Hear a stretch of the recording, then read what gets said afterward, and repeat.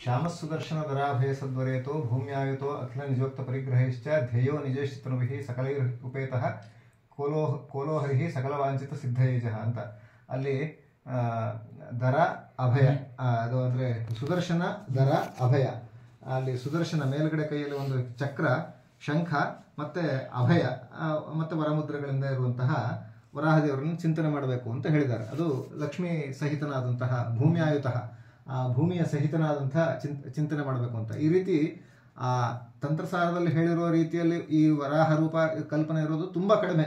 ನಮಗೆ ಕಲ್ಲಹಳ್ಳಿಯಲ್ಲಿ ಸಿಗತ್ತೆ, ಮತ್ತೆ ಅಲ್ಲಲ್ಲಿ ಸಿಗತ್ತೆ. ಸಾಮಾನ್ಯವಾಗಿ ವರಾಹ ದೇವರಿಗೆ ಒಟ್ಟು ಬ್ರಾಹ್ಮೀಯ ಕರ್ಮಶಾಸ್ತ್ರ ಹೇಳೋದ್ರ ಪ್ರಕಾರ 16 ರೀತಿಯ ರೂಪಗಳಿದೆ ವರಾಹ ರೂಪ ಚಿಂತನೆ ಮಾಡಲಿಕ್ಕೆ.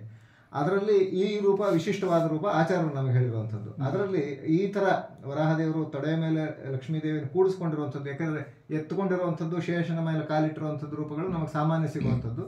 ಇದು ವಿಶಿಷ್ಟವಾದ ಆಚಾರ್ಯರು ಹೇಳಿರುವಂತಹ ರೂಪ. ಹಾಗಾಗಿ ವ್ಯಾಸರಾಜರ ಅನೇಕ ಕೊಡುಗೆಗಳಲ್ಲಿ ತಂತ್ರಸಾರದ ರೂಪಚಿಂತನೆಗೆ ಎಷ್ಟು ಮಹತ್ವ ಕೊಟ್ಟಿದ್ದಾರೆ ಅನ್ನೋದಕ್ಕೆ ಇದೊಂದು ಒಳ್ಳೆಯ ನಿದರ್ಶನ. ಮತ್ತು ಅದು ಎತ್ತರದ ಜಾಗದಲ್ಲಿ ಆ ಒಂದು ವರಾಹದೇವರ ಚಿಂತನೆಯನ್ನ ಮಾಡಿಸಿದ್ದಾರೆ.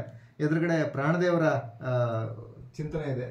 ದಕ್ಷಿಣಾಭಿಮುಖವಾಗಿ ಪ್ರಾಣದೇವರಿದ್ದಾರೆ, ಉತ್ತರಾಭಿಮುಖವಾಗಿ ವರಾಹದೇವರಿದ್ದಾರೆ ಅಂತ.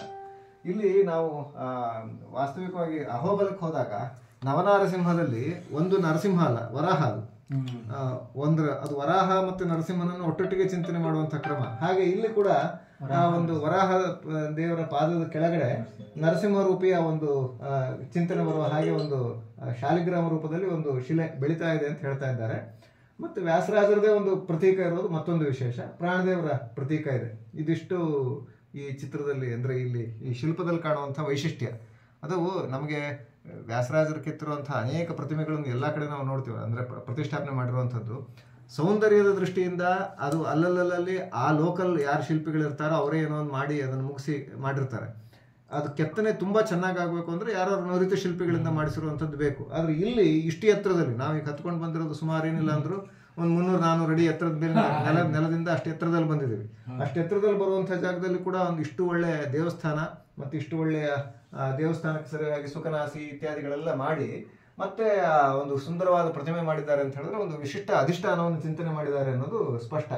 ಹಾಗಾಗಿ ಇಲ್ಲಿ ಕಲ್ಲಿನ ಗರುಡಗಂಬನೂ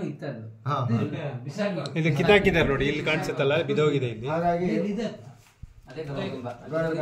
ಹೌದು ಅಂದ್ರೆ ನಮ್ಮ ದೇವಸ್ಥಾನಗಳ ನಿರ್ಮಾಣ ಕ್ರಮದಲ್ಲಿ ಇತ್ತೀಚೆಗೆ ಮಠವಾಸ್ತು ಅಂತ ಹೇಳಿ ಗರುಡಗಂಬವನ್ನು ಮಾಡೋದು ನಾವು ನಿಲ್ಲಿಸಿದ್ದೇವೆ, ಎಲ್ಲ ಆ ರೀತಿ ಆಗ್ತಾ ಇದೆ. ಆದ್ರೆ ವ್ಯಾಸರಾಜರ ಕಾಲದಲ್ಲಿ ಕಟ್ಟುವಂತಹ ಈ ದೇವಸ್ಥಾನಗಳ ಕ್ರಮ ನೋಡಿ, ಆ ಗರುಡಗಂಬ, ಪ್ರಾಕಾರ, ಈ ಶುಕನಾಸಿ ಇತ್ಯಾದಿಗಳೆಲ್ಲವನ್ನ ಗಮನಿಸಿಕೊಂಡು ಆ ದೇವಾಲಯದ ಒಂದು ಗೋಪುರವೂ ಅಷ್ಟೇ, ಆ ಗೋಪುರ ಈ ಪ್ರತಿಮೆಯ ಲೆಕ್ಕದಲ್ಲಿ ಇಟ್ಟುಕೊಂಡು ಆ ಗೋಪುರ ಮಾಡಿರುವಂಥದ್ದು ಎಲ್ಲವೂ ಕೂಡ ಆ ಒಂದು ಆಗಮ ಪ್ರಕಾರ ಏನು ನಾವು ನೋಡ್ತೇವೆ ಆ ಕ್ರಮದ ಒಂದು ಶಿಲ್ಪ. ಮತ್ತು ಪ್ರಾಯ ಇಲ್ಲಿ ಸುತ್ತಲೂ ಕೂಡ ಬಲಿಪೀಠಗಳು ಇರಬಹುದು. ಹಾಗಾಗಿ ಅಂಥ ಒಂದು ದಿವ್ಯ ದೇವಸ್ಥಾನವನ್ನ ಇಷ್ಟು ಎತ್ತರದಲ್ಲಿ ಮಾಡಿರುವಂಥದ್ದು ಒಂದು ಬಹಳ ವಿಶೇಷ. ಇಲ್ಲಿ ಪ್ರಾಯ ವರ್ಷಕ್ಕೆ ಒಂದು ನಮ್ಮ ಈ ಸಂಪ್ರದಾಯ ಮಾಧ್ವ ಸಂಪ್ರದಾಯದವರು ಒಂದು 10-15 ಜನ ಬಂದ್ರು ಹೆಚ್ಚೇನು, ಅಷ್ಟು ಬರ್ತಾರೋ ಇಲ್ಲೋ ಗೊತ್ತಿಲ್ಲ ನನಗೆ. ಆದರೆ ಇಂಥ ಒಂದು ದೊಡ್ಡ ಜಾಗ, ಒಂದು ಮುಂದೆ ಒಂದು ಒಳ್ಳೆ ಎಲ್ಲರೂ ಬರುವಂತಾಗಬೇಕು, ಒಳ್ಳೆ ಕ್ಷೇತ್ರ ಆಗಬೇಕು, ವ್ಯಾಸರಾಜರ ಭಕ್ತರು ಬರಲೇಬೇಕು ಅಂಥ ದೊಡ್ಡ ಜಾಗ. ಅಂಥ ಜಾಗಕ್ಕೆ ನಮ್ಮನ್ನ ವ್ಯಾಸರಾಜರು ದರ್ಶನ ಮಾಡಿಸಿದ ಪ್ರಸನ್ನಾಚಾರ್ಯಕ್ಕೆ ನಾವು ದೊಡ್ಡ ಕೃತಜ್ಞತೆಯಿಂದ ನಾವು ಸ್ಮರಣೆ ಮಾಡ್ಬೇಕು. ಯಾಕೆಂದ್ರೆ ವ್ಯಾಸರಾಜರು ಎಷ್ಟು ಕೆಲಸ ಮಾಡಿದ್ದಾರೆ. ಈ ಕೆರೆ, ಇಲ್ಲಿರುವಂತ ಕೆರೆ ಅಗಾಧ ಕೆರೆ, ಸಮುದ್ರ ಅಣೆಕಟ್ಟು,